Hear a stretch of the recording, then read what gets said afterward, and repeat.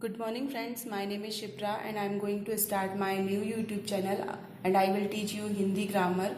और इस हिंदी ग्रामर के पार्ट में मैं वो सारी चीज़ें कवर करने की कोशिश करूँगी जो कि किसी भी एग्ज़ाम में पूछी जाती हैं। तो इसी आधार पर हम सबसे पहला लेसन लेकर आए हैं जिसका नाम है भाषा, लिपि और व्याकरण। तो सबसे पहले हम देखते हैं कि भाषा किसे कहते हैं। भाषा का मतलब होता है लैंग्वेज। किसी भी बात को एक व्यक्ति से दूसरे व्यक्ति तक पहुंचाने के लिए भाषा जो होती है एक बहुत अच्छा मीडियम होती है, बहुत अच्छा माध्यम होती है। तो इसी आधार पर अगर हम भाषा की परिभाषा देखें तो भाषा जो होती है, भाषा भावों और विचारों के आदान प्रदान का साधन होती है। इसके दो रूप होते हैं, मौखिक रूप और लिखित रूप। मतलब कि उसको ही क्या बोला जाता है, मौखिक भाषा, स्पोकन लैंग्वेज, और दूसरा होता है लिखित भाषा यानी कि रिटन लैंग्वेज। जो भी कुछ हम बोल रहे हैं और उस बोलने के माध्यम से हम वो चीज किसी दूसरे तक पहुंचा रहे हैं, वो क्या कहलाती है, स्पोकन लैंग्वेज। और अगर हम जहां पर स्पोकन करने में हम स्पोकन नहीं कर सकते हैं और हमको हमारी बात किसी दूसरे व्यक्ति तक पहुंचाना होती है तो वहां हम उसको क्या करते हैं, उसको रिटन फॉर्म में उसको तक पहुंचाते हैं। तो मतलब कि भाषा का जो कन्वे करने का जो वे है वो कौन कौन सा है, एक तो है लिखित रूप और एक है दूसरा उसका मौखिक रूप। तो आपको समझ में आया होगा कि भाषा की डेफिनेशन क्या होती है और भाषा कितने प्रकार की होती है। अब हम देखते हैं लिपि। लिपि क्या होती है, देखिए कोई भी चीज जो होती है उसको कोई भी मतलब लैंग्वेज की जो वर्ड्स होते हैं उसको हम जो लिखने के भाषा में लिखने के रूप में लिख देते हैं। जैसे कि क है, का को हम नहीं जानते थे कि कैसा का कैसा होता है, लेकिन पहले के उसमें क्या हुआ कि हमने उसको क बोला और उसको ऐसा बना दिया कि क इस तरह से लिखा जाएगा। तो वो क्या हो गई कि लिपि मतलब लिखने के रूप में क को ऐसा लिखा जाएगा। तो अब क्या होता है कि जो भी चीज हम बोलते हैं वो हम एक व्यक्ति से दूसरे व्यक्ति तक किस भाव में पहुंचती है, ध्वनि फॉर्म में पहुंचती है, मतलब कि साउंड फॉर्म में पहुंचती है। और इस आधार पर अगर हम लिपि की परिभाषा बोले तो क्या हो सकती है, लिपि की परिभाषा ध्वनियों को लिखने के लिए जिन चिन्हों का प्रयोग किया जाता है उन्हें हम लिपि कहते हैं। ठीक है। अब जितनी भी लिपियां हैं, जितनी भी मतलब भाषाएं हम हमारे भारत में बोली जाती हैं, उनको किसी ना किसी तरीके से लिखा जाता है और उसी तरीके को लिखने के लिए एक नाम दे दिया जाता है, उसी को ही लिपि कहा जाता है। तो इस आधार पर जो हिंदी है, हिंदी की जो लिपि है उसको देवनागरी लिपि में लिखा जाता है। ठीक, ना केवल हिंदी बल्कि संस्कृत, मराठी, कोंकणी, नेपाली और मैथिली जो भाषाएं हैं वो भी देवनागरी लिपि में ही लिखी जाती हैं। अब हम देखते हैं व्याकरण। व्याकरण क्या होता है और इसका भाषा में क्या यूज होता है। देखिए, व्याकरण हमें भाषा के शुद्ध रूप का ज्ञान कराती है। इसके 3 भाग होते हैं, वर्ण विचार, शब्द विचार और वाक्य विचार। इनकी डिटेल में हमको इसमें पढ़ना है जो कि हमारा पूरा ग्रामर का चैप्टर कवर करेगा। तो सबसे पहला है वर्ण विचार। तो वर्ण विचार में हम सबसे पहले देखेंगे वर्णों का आकार, उनका उच्चारण हम कहाँ से करते हैं और उनके भेद। शब्द विचार में देखेंगे शब्द कितने प्रकार के होते हैं, शब्द के भेद क्या क्या होते हैं। और फिर वाक्य विचार में देखेंगे वाक्यों के प्रकार, वाक्य विग्रह, पद परिचय और विराम चिन्ह। ये छोटा सा इंट्रोडक्शन था भाषा, लिपि और व्याकरण का। अब चलिए आगे देखते हैं हम कि आगे हमको ये भाषा, लिपि और व्याकरण किस रूप में पढ़ना है। ठीक है, तो देखिए सबसे पहले हम देखते हैं वर्ण विचार। वर्ण विचार को आप यहाँ पर जो मैंने 6 पॉइंट लिखे हुए हैं आपको दिख रहे होंगे, तो वो 6 के 6 पॉइंट आप एज इट इज ऐसे ही याद रख कर लीजिएगा। तो चलिए सबसे पहले देखते हैं कि पहला पॉइंट है भाषा की सार्थक इकाई क्या होती है, वाक्य होती है। वाक्य से छोटी इकाई उपवाक्य होती है, उपवाक्य से छोटी इकाई पदबंध होती है, पदबंध से छोटी इकाई पद या शब्द होती है, पद से छोटी इकाई अक्षर होती है और अक्षर से छोटी इकाई वर्ण या ध्वनि होती है। हमको जितनी भी ग्रामर पढ़ना है उसका इनिशियल पार्ट जो है वो कैसा है, वर्ण या ध्वनि।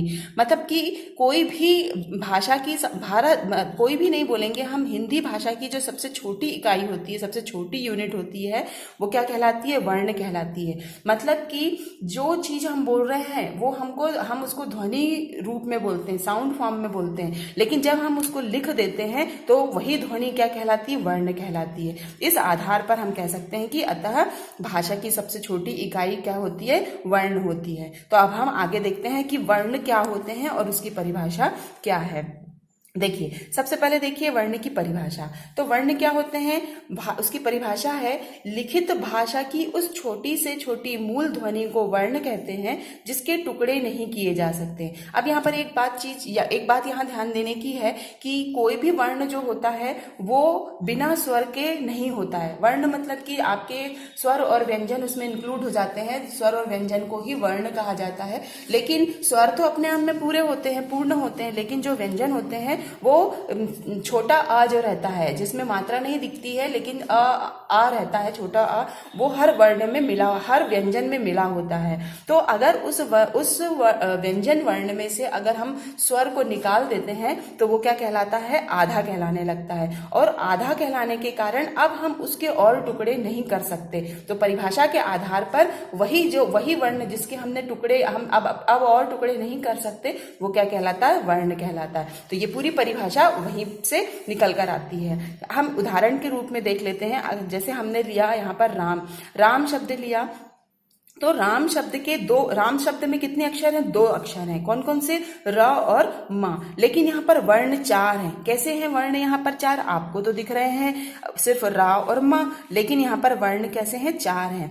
रा में आ की मात्रा जुड़ी हुई है, मा में आ की मात्रा जुड़ी हुई है। लेकिन जब हमने रा में से आ की मात्रा को निकाल लिया तो देखिए आपको यहाँ पे दिख रहा होगा, ये ऐसा हलंत फॉर्म में आ जाता है। मतलब कि अब इस रा के और टुकड़े नहीं किए जा सकेंगे। तो यही क्या कहलाएगा? ये वर्ण कहलाएगा। हाँ, ये भी वर्ण है, लेकिन अब ये जो है इसमें से हमने आ की मात्रा निकाल ली, तो ये क्या हो गया? ये दोनों वर्ण है, लेकिन ये अब व्यंजन फॉर्म में आ गया और ये पूरा का पूरा कैसे हो गया? स्वर में आ गया, जब हमने इसमें से निकाल लिए। लेकिन जब ये व्यंजन तो है, लेकिन कैसा है? आधा है। इसी तरह जब माँ में से भी हमने छोटा आ निकाल लिया तो ये भी क्या हो गया?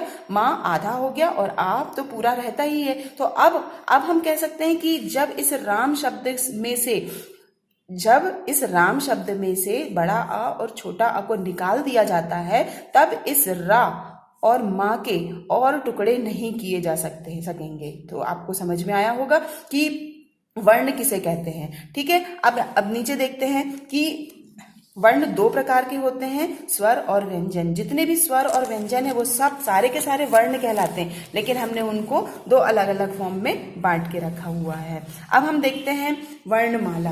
वर्णमाला क्या होती है और वर्णमाला हमारे उसमें क्या इंपॉर्टेंट रोल प्ले करती है? देखिए, वर्णमाला, सबसे पहले हम इसकी परिभाषा देखते हैं। तो परिभाषा होती है वर्णों की निश्चित क्रमबद्ध व्यवस्था को वर्णमाला कहा जाता है। देखिए, आप वर्णमाला से अगर समझने की हम कोशिश करें तो इसमें क्या दिया है? वर्णों की माला। जितने भी हमने अभी पीछे देखे ना वर्ण, जो छोटे छोटे मतलब जिनके टुकड़े नहीं किए जा सकते, वो व्यंजन भी होते हैं और स्वर भी होते हैं। तो उनको अगर हम सीक्वेंस में, एक ही सीक्वेंस में उनको हम एक धागे में पिरो देंगे तो वो क्या कहलाएगा? वर्णमाला कहलाने लगेगी। तो वर्णों की निश्चित क्रमबद्ध व्यवस्था को वर्णमाला कहा जाता है। निश्चित हमने यहाँ पर क्यों कहा? क्योंकि हम उसको क्रमबद्ध रूप से लिख करेंगे। एक के बाद का के बाद खा ही लिखेंगे, गा के बाद घा ही लिखेंगे। ऐसा नहीं कि कहीं पर भी कुछ भी लिख दिया, ऐसा नहीं होगा। तो वो क्या कहलाएगा?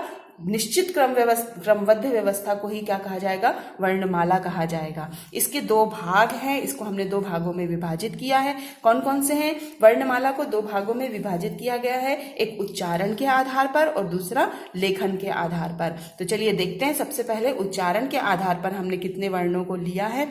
तो उच्चारण के आधार पर 45 वर्ण होते हैं। इसमें 10 स्वर और 35 व्यंजनों को मिलाकर 45 वर्णों को उच्चारण में शामिल किया गया है। अब वो 10 स्वर और 35 व्यंजन कौन कौन से हैं ये देखते हैं। तो देखिए, स्वर कौन कौन से आ गए इसमें? अ, आ, ई, उ, ए, ऐ, ओ, औ। अब यहाँ पर आप देखेंगे ऋषि और अहा जो है 3 स्वरों को हमने इसमें नहीं लिया है। मतलब कि उन तीनों को छोड़कर ये 10 स्वर जो है वो लेखन के आधार पर हम इसमें उच्चारण के आधार पर हम इसको लेंगे। अब देखते हैं व्यंजन। तो व्यंजन आप देख रहे होंगे यहाँ पर क से लेकर ढ तक आपको पूरे जितने भी 35 व्यंजन है ये सारे के सारे उच्चारण के आधार पर इसमें लिए जाएंगे। तो क ख ग घ ण, क ख ग घ ण, च छ ज झ ञ ट ठ ड ढ ण, त थ द ध न, प फ ब भ म, य र ल व श श स ह ड़ ढ। तो ये अभी आप इसको एज इट इज याद कर लीजिए, क्योंकि ये आगे चल के आपको बहुत इंपॉर्टेंट हो जाएगा आपके लिए।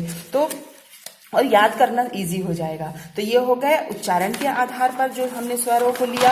अब हम देखते हैं कि लेखन के आधार पर हमारे पास कितने वर्णों को हमने इंक्लूड किया है। देखिए, लेखन के आधार पर हमने वर्णों को लिया है।